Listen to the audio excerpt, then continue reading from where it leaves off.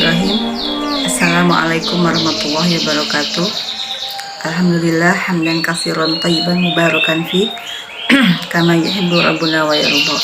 Asyhadu an la ilaha illallah wa asyhadu anna Muhammadan abduhu wa rasuluh. Rabbi shrah li sadri wa yassir li amri wahlul 'uqdatam min lisani yafqahu qawli. Sahabat IAHP yang diberkahi oleh Allah Subhanahu wa taala, alhamdulillah atas rahmat dari Allah kita masih bisa dipertemukan dengan bulan Ramadan. Di sore hari ini kita masih punya kesempatan untuk bisa menjalankan saum, ibadah-ibadah dan semua sajian-sajian yang Allah tawarkan di bulan Ramadan ini.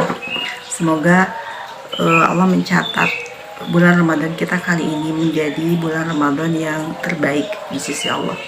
Amin ya Allah ya rabbal alamin. Sore hari ini saya akan membahas tentang bagaimana kita membaca Al-Quran. Allah menurunkan Al-Quran kepada manusia dengan menggunakan bahasa Arab. Tentu bukan tanpa alasan ya. Allah memilih bahasa Arab sebagai bahasa Al-Quran. Allah memilih bahasa Arab sebagai bahasa syariat, bahasa untuk menyampaikan syariat kepada kita umat Islam pada khususnya. Bahasa Arab Allah pilih sebagai bahasa Al-Quran karena bahasa Arab itu memiliki begitu banyak keistimewaan. Bahasa Arab itu bahasa yang sangat tua. Karena tua itulah maka bahasa Arab memiliki keluasan makna. Bahasa Arab sangat kaya. Bahasa Arab itu sangat kaya sastranya, ini sangat indah. Tata bahasanya sangat detail gitu ya, mempunyai mufradat yang sangat kaya. Itu bahasa Arab, dan bahasa Arab ialah satu-satunya bahasa yang bisa mengungkapkan apa yang Allah maksudkan gitu ya. Jadi bisa mewakili gitu ya. Bisa dalam bahasa Arab ada bahasa-bahasa yang sesuai dengan kalimat-kalimat ilahiyah yang Allah maksudkan, yang Allah ingin sampaikan kepada kita manusia. Lalu apa kaitannya judul tema kita sore hari ini dengan keistimewaan bahasa Arab? Sedikit akan saya bahas sedikit saja bahwa di dalam Al-Quran Allah mempergunakan lebih dari satu ungkapan untuk menggambarkan aktivitas kita membaca Al-Quran. Jadi membaca Al-Quran itu di dalam Al-Quran Allah menyebutkannya lebih dari satu jenis ungkapan ya. Dan tidak mungkin Allah menyebutkan ungkapan-ungkapan yang berbeda itu kalau memang artinya sama persis gitu ya. Jadi pasti Allah mengungkapkan satu aktivitas yang sama dengan bahasa yang berbeda, itu pasti ada makna tersendiri yang berbeda dari tiap-tiap mufradat ini. Seperti itu. Yang pertama yaitu Allah menggambarkan aktivitas membaca Al-Quran itu dengan istilah qoro'a. Qoro'a yaqra'u qira'atan iqra'. Di dalam Al-Quran Iqra' ada ayat yang pertama yang Allah turunkan, itu bunyinya Iqra', baca. Apa maksud dari qoro'a? Qoro'a itu artinya ialah membaca Al-Quran dengan membaca berurutan, tapi dengan menggunakan teks. Jadi membaca teks Al-Quran ataupun menghafalnya. Tapi tidak diceritakan di dalam qoro'a ini bagaimana sifat membacanya gitu ya. Bagaimana karakter membacanya, apakah membacanya baik, apakah membacanya sudah sesuai dengan kaidah, tidak diceritakan di dalam ungkapan qoro'a ini gitu ya. Dan yang kedua, Allah menggunakan istilah rattala untuk menyebutkan membaca Al-Quran. Lalu apa bedanya rattala dengan qoro'a? Kalau rattala ialah membaca Al-Quran dengan teratur, dengan bacaan yang baik, dan memperhatikan kaidah-kaidah tajwid, kaidah-kaidah tahsin gitu ya, sifatul huruf, makharijul huruf. Ini rattala artinya warattilil qur'ana tartila. Jadi yang namanya tartil itu ialah membaca Al-Quran dengan lafaz yang dengan indah gitu ya, enak disimak. Kenapa enak disimak? Karena sesuai dengan kaidah-kaidah tajwid, hurufnya semua hak-hak huruf, sifatul huruf, makhorijul huruf ditunaikan. Itulah rottala berarti. Dan yang ketiga ialah tilawatan, tala yatlu tilawatan. Kita sering menggunakan istilah tilawah kalau kita membaca Al-Quran ya. Oh, mau tilawah dulu, selesai tilawah berapa juz hari ini gitu ya, atau saya target tilawahnya di bulan Ramadan ini 1 kali hatam, saya 2 kali hatam, 3 kali hatam. Itu tilawah.